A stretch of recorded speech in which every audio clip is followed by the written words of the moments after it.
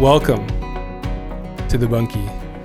Located today in Prince Edward County at a good friend's brewery called Garage Time, and wanted to take an opportunity to invite some people that we've worked with over the last couple of years, thinking about a variety of different processes that we've gone through, whether we're protecting designs, whether we're dealing with customers, and whether we're doing a variety of different things to do with R&D, or even talking about new ideas in terms of housing and where we want to go. So we spent a lot of time with Heather Boyd from Pillar IP, and I thought it would be really great to bring her in here and chat with us a little bit about what she's done for us and what she does in general, and her ideas of design and some really cool things that she's been working on. So I've already introduced you, but maybe you can tell us a little bit about yourself, Heather, and what you do. Heather, I'm the owner and proprietor of Pillar IP, which is an intellectual property law agency here in the county. I moved down here from Greeley, Ontario, which is just outside of Ottawa. And I've been practicing intellectual property law for about 24 years now. I'm not a lawyer. I could play one on TV maybe. Very convincing. Thanks. Intellectual property law is about trademarks, patents, industrial designs, copyright, trade secrets, trade dress, that kind of thing. So what I've been helping Evan and his crew out with at the Bunkie Co has been predominantly trademark work. Mm-hmm. And now we're going to be talking more about his new designs when it comes to his furniture, his bunkies and stuff like that, perhaps protecting those to give him a leg up to sell in advance of other people coming in and stealing those concepts. So. And that's a big thing in the furniture. Thank you. That's a big thing in the furniture industry that I've not really done so much because I've been so focused on Bunkie, and I'm always so excited to introduce new ideas. But this is why you want somebody like Heather talking to you before you get too crazy, because the internet is such a fun place to share ideas. But how far do we share, and how do we go about protecting them? Because this is our living, and we still want to make a living from those ideas. And so. Speaking of ideas, and in terms of, why we're here, like, how did you decide that you wanted to become an IP agent? Like, what were some of the things that happened throughout your process of deciding that you thought you wanted to help people? You saw an opportunity there. What was that got you into becoming an IP agent? Well, I initially started out my career as a paralegal in a litigation law firm. And the only way for me to move up in that agency or that law firm was to go back to law school. And I was a single mom at the time. That wasn't really an option for me. So I did a lateral move into high tech, helping do a startup right from beginnings with the finance, legal, HR, and their IP department. And fell in love with IP. So when I got fired from that job, because I was working for the CFO and he wouldn't even let me make an appointment for him, and he was just concerned about the red line corrections on the documents rather than the content. Right. I decided to go and become a trademark, patent, trademark, IP temp secretary. And within 6 months, they hired me full time. And then the two agents I was working for at the time decided to demerge from that agency, open up their own agency, and basically put a job application form on my desk that, aside from saying blonde hair and blue eyes at the time, it was tailor-made for me to apply for them. Nice. And they hired me solely for the purpose of becoming a trademark agent because they knew I could sell for them. So perfect. Yeah. Yeah, so that was meant to be. That's one of the nice things about working somewhere and Thank you. It's one of the nice things about working somewhere and finding that experience, and then people who appreciate that, and how hard it is to find people that do that. And it's an interesting process, no doubt. And that's amazing that they had that ready and waiting for you. So I'm in the design business. We do lots of different things design-wise. So in your opinion, like, what's one of the most important things that a design business should do in order to protect their brand and or product? Maybe we'll just keep it those two specific things. Sure. Well, first and foremost, if you're starting a company and you've got a brand, the Bunkie Co, within the first initial couple of years, you should be trying to protect that through trademark registration protection. Right. Because you can run into problems where other people start using something similar to that, and then there could be confusion, or you don't get as many rights as you could have had at the time. Right. So my job is to try to convince startups and businesses that their trademarks are their most valuable asset. It's your identity. It's your corporate identity. Right. It's a source indicator. So having a trademark and having it branded and registered is a really important thing, first and foremost. Mm-hmm. And with you, in terms of your design of your bunkies and whatnot, it prevents you for a minimum of 10 years for industrial designs, because they are now doing them. They're allowing them for buildings as well. Right. Architectural drawings and stuff like that can now be protected. Is that relatively new, though? It is. It's just in the last couple of years. So. Okay. So the overall shape, look, and feel of the bunkie that you're designing, which is the aesthetics of it, right? It becomes kind of like a trademark for you. We could do a 3D trademark for your bunkie as well, depending on which ones they are, so that you can protect it indefinitely. So other people cannot be using the same look and feel of their bunkies that you are. So it's really, really important. Same thing goes with your Murphy bed setups and everything. Anything that has an aesthetic design to it that's different from what else is out there, which is what you're striving to do, obviously, when you're a creative person. Protecting through industrial design and or through patent, if it's got a function, means that you can use it for a minimum of 10 to 20 years. And that makes money back for you for all the R&D that you put into the product to begin with, to designing it and all the way through to manufacturing and selling it, which is the important part of IP, is just making sure that you get to the monopoly from the government for the exclusive use and profit of that idea until a certain period of time. Trademarks are indefinite as long as you continue to use and renew them. So, right. Nice. Yeah, that's one of the things that we tried to figure out early on, and what we had come up against was deciding whether we wanted to spend money on protecting the design or whether we wanted to spend money on developing the design.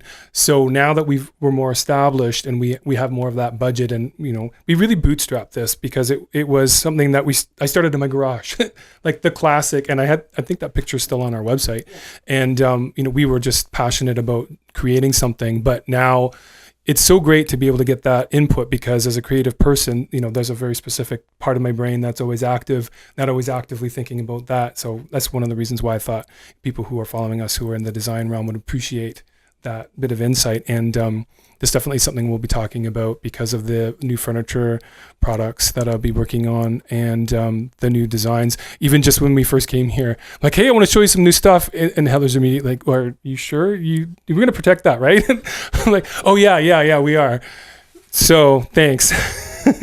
So those are some of the ways to protect industrial design, which is a huge part of what we do, as opposed to like a graphic or a visual. Like the 3D model is such a big part of what makes us unique in that shape, and then the brand as well, which you touched on, which is awesome. And probably one of the most important things is, like, why do you love design? Oh, I love art in all forms, and I think that when you take a building that has a unique shape to it, it actually stands out. And when something stands out, it speaks to your reputation. It speaks to everything that's encompassed within IP. So it's not just because of the aesthetics of it, but it's what it can represent. It can represent a trademark. It can represent protections throughout. It can educate people on the different forms, and I love that. It's more about the education side of things. And then for designs, for me personally, I like the natural designs. So the more simple it is, the better for me. And that's why I built my house the way I did. Yeah. So we're going to talk about that. Yeah. But it just overall, I've always been a huge fan of architecture, and seeing how a functional space works and I love tiny houses, so makes it even better. So when we came across your radar, like, this is cool. Yeah. I could work with this guy. I could work with that company.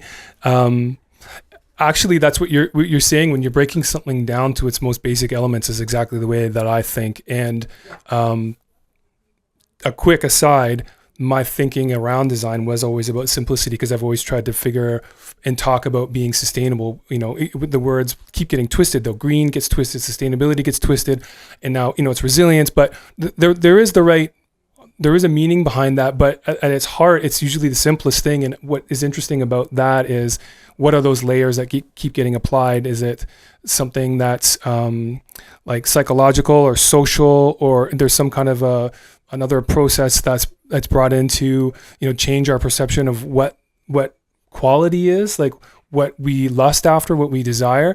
And so you are definitely dialed into the minimalist. So that's the space that I like, because to me, rolling it back just to talking about what is a sustainably minded design, or what would be something into the future that is meaningful. It's, well, at its simplest form is probably your best bet in terms of simplicity of materials, simplicity of repair, also the integrity of the materials, and the nature of the no VOC, or the natural materials, and how far it comes. So but you can also put that into this, a lot of people see our stuff and it's super modern and crisp, and it's super cozy in here right now. Like I always tell people, it's cool. Yeah.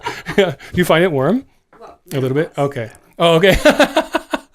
It is. If you stand out there though, we're getting roasted because that sun today is hot. For me, I feel at least like we have a good little shield here, and that's due to the insulation and whatnot. But it's simple. It's like just the element, just the insulation, just the metal, not a lot of layers. But I'll move on to what I think is really cool is your rammed earth house that you had built that I came to see in February this year, right? Yeah.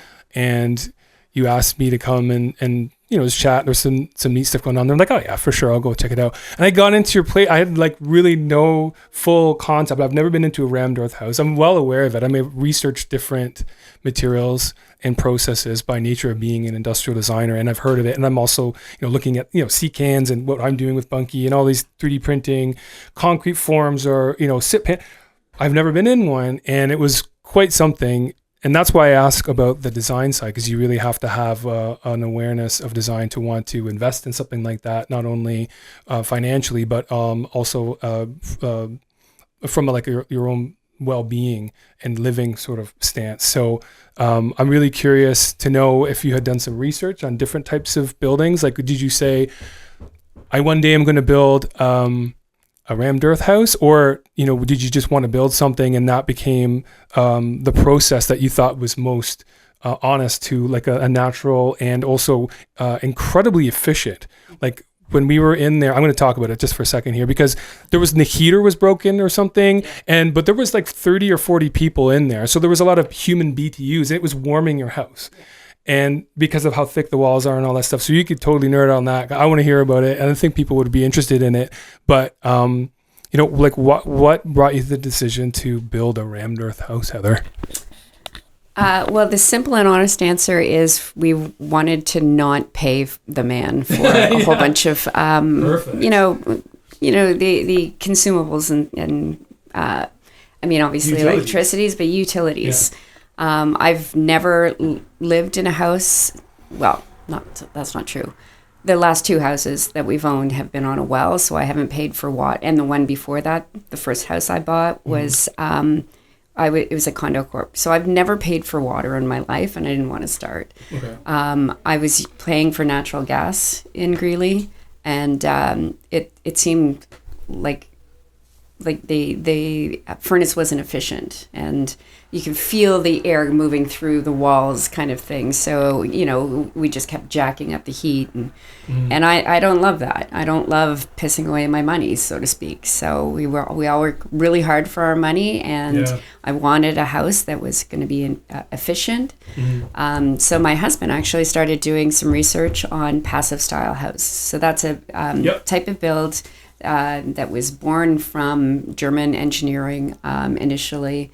And it's based on the house being situated on the property facing due south and being as energy efficient as possible, so that there's no air incursion between the walls and the outside. Right. Is that called like a thermal break or something? Yeah, something like that. I don't know all the technical terms. That's okay. I'm also I'm trying to educate myself a bit too. Yeah. Sorry, go ahead. So there was a company in Ottawa that did prefabricated passive houses. So we went out to see him a couple of times, and I won't name the company, but he never once looked at me or answered any of my questions. He only answered my husband's questions. Oh my God. That's still a thing now, eh? Yeah, Wow. it's still a thing. Okay. And I just said, nope, not going to do it. So then he got back onto the computer, my husband, and he found Eric Cura of Ramdorf Builders. And he said, what do you think of the look of this? And I fell in love with it on the website. Mm-hmm. And then we drove up to it in 2018. And just driving up to the first house that we went to was like, moment kind of thing. I told you I was going to sing. It was good. It was stunning. Yeah, it was absolutely stunning. And what I loved about it even more is that they had raised garden beds outside. They had their full garden going. It just seemed like a natural fit for me to have natural earth walls and then a gardens beside it, and still be a passive style house, so that we only need electricity in the house. Right. So that's what kind of prompted us to start building it that way. And for me, it was a labor of love. We used 100%. The house was made of, I want to say 95% natural materials. Wood roof. We used. It's got an R80 plus insulation value because the walls are 20 inches thick. That's 3 times more than here. Yeah. And it was R80 on the roof as well, which was, it's the largest single panel roof, CNC built roof that has ever been built in Canada. Cool. So who was the name of the company that built that? Simple Life. Yeah. Yes. Yeah. They're in our town too. Yeah. Yeah. I'm trying to meet those guys. Oh, we can introduce them. Yeah. That's fine. They seem cool. So then everything we used 100% local contractors. It was 75% women-owned businesses that built the house, including the Ramdorf Builders, my company, the kitchen bath designer and installer, and then another company. I can't remember which one it was, but our architect was female as well. So that was really important for me to make sure that we were trying to work local, use local materials, 95% Canadian. I think we got a couple of things from the US, but, and that was it. Triple pane windows and everything. So that's what gives it that R80 value on it. Right. So. Wow.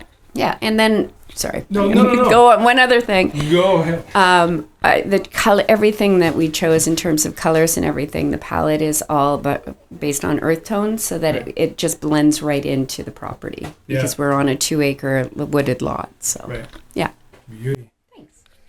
We will definitely be showing some images of that as we were talking because it's a lot cooler. Well, you described it beautifully, but to see it is something else. That's why I've heard of Ramdorf, and when I stepped into it, it was quite remarkable. Just the way that they were able to create the layering, and there was a technical term that he talked about, stacking or something, packing, and how they do that in itself is an art form, like just the wall. So you've got an incredibly durable building envelope, you've got a high R value, you've got huge efficiency, you're using local, you've got reduced indoor VOCs, like indoor air quality is high, and you've also got this completely organic one-off interior wall that is the same as the exterior wall, and it's pretty unique.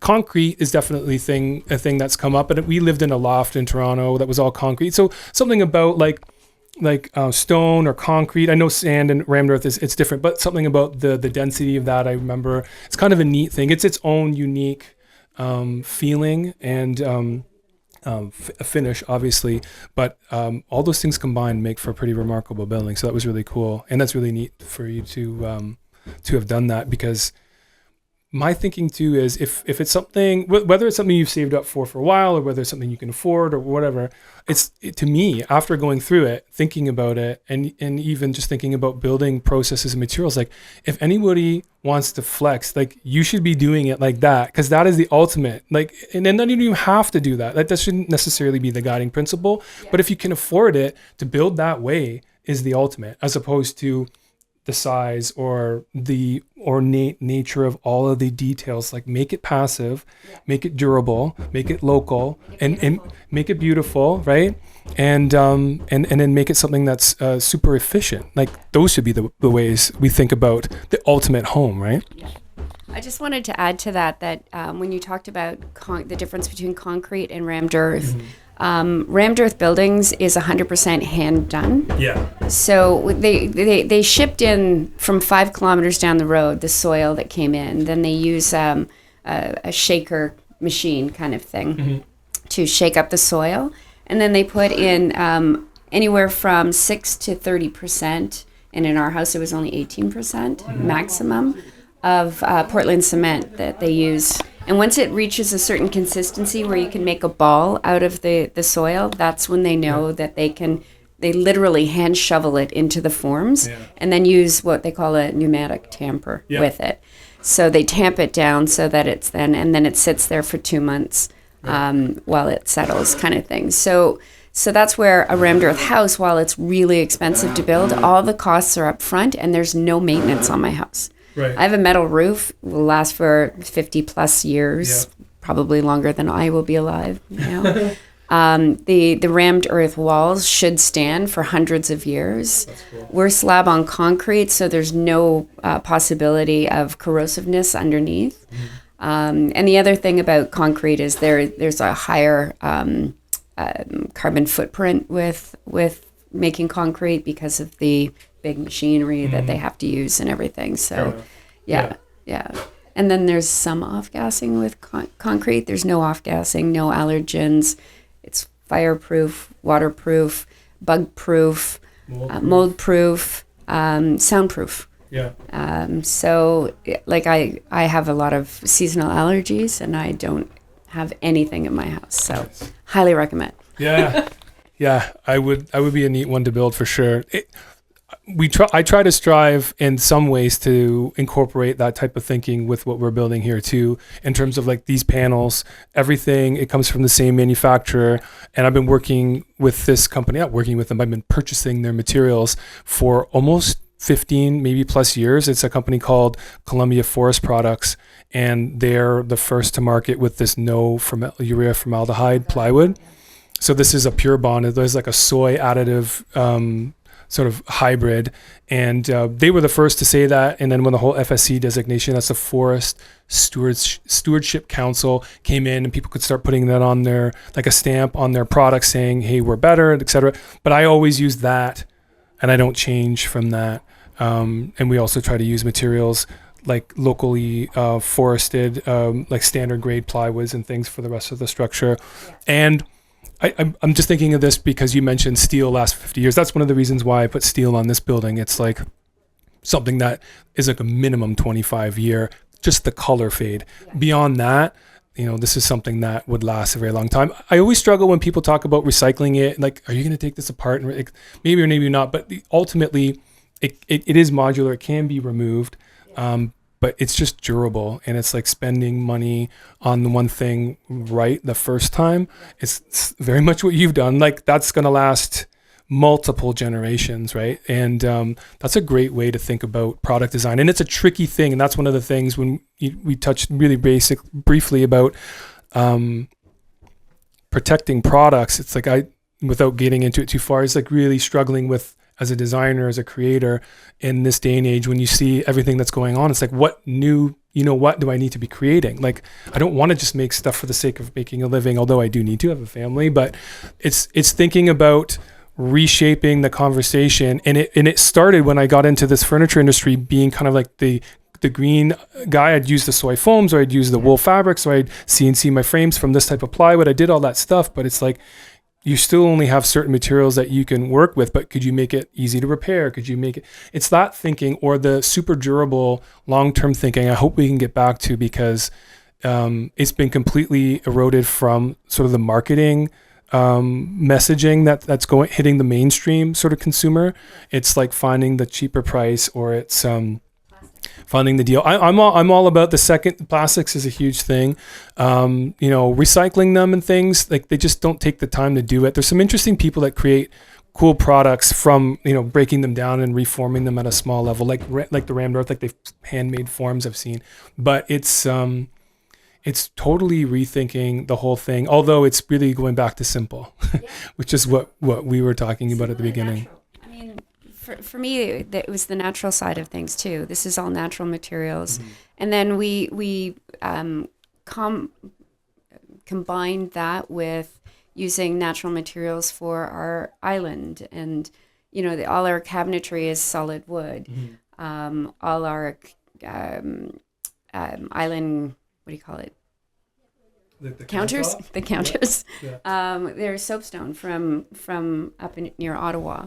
Nice. And then we used quartz for the rest of them because soapstone can be expensive. But and then we put Douglas fir on the inside of our walls to avoid any drywall and stuff like that, because that's another.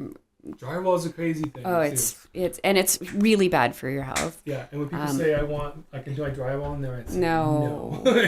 That's a question. Can you paint this? You can't paint this, but you can get the other type of plywood that doesn't have the coating on it. Right, thank you. You can get this same plywood without the UV coating on it, so you can sand it and paint it, yeah. Oh, okay. We probably had about 3 people ever who have done it, but it is possible. Because that would be cool, and create it and make it your own. Yeah. I did want to mention that this house is, Bunkie is actually built in the same shape as my house, which is probably the most efficient for capturing sunlight, holding and retaining heat within, but also with our overhangs in our house. In the summertime when it's really, really hot, it's super cool in our house. Yeah. Like, we don't need an air conditioner. Yeah. We don't need a heater. We have an air circulator that pushes air around. That's so it. Cool. Yeah. And so for the 4 days that we were out of power at Christmas, not last year, but in 2022, the temperature in my house didn't drop below 15 degrees centigrade. Wow. Even though it was minus 40 outside and snow up to the roof line almost. So, yeah, it was crazy. Yeah. It's a testament to thinking, design thinking, and doing it the right way, and paying homage to the site, again, which is a lot of, not problems, but is the unfortunate nature of the way that home subdivisions or high rises and different things are designed and built. I wouldn't go too far into that because I'm definitely not an expert. I'm more a product specific guy. And the reason why our shapes are the way they are, I'm also trying to reduce the amount of materials that I use, and looking at standardized 4x8 sheets of plywood. So certain things push where that seam goes and how I don't get as much waste on one or another. But there's a method to the madness here. And in general, it's a lot of fun. It's a lot of fun doing things design related, and it's a lot of fun chatting with you and getting into specifics about why you do the things. And I think it's important that if people are considering getting into a new design or getting into trademarking, that they reach out and chat with you. But we're going to do some more stuff really soon, seems like, because I have some of those new designs I have to deal with. But other than that, any final thoughts on what you think of the Bunkie even?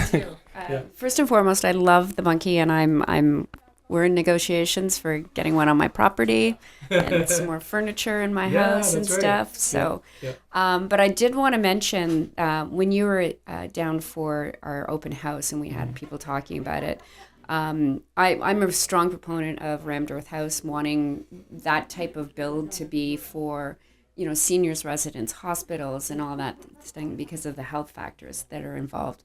But I would really encourage people, rather than putting an extension on their house, to put a Bunkie in, because it's a much smaller carbon footprint to install a Bunkie than it is to take part of your house off and then rebuild it from scratch. So, good point. Yeah. That's some good selling there. Awesome. Well, thank you so much for coming. It's always good to chat. We do keep in touch online, but we don't always see each other in person. So thanks for coming and sharing a little bit about your business and about your cool house, and enjoy a little bit. I'll come back out in a bit, but thanks again for coming. Appreciate it. All right. Thank you. Thanks, Heather. Okay.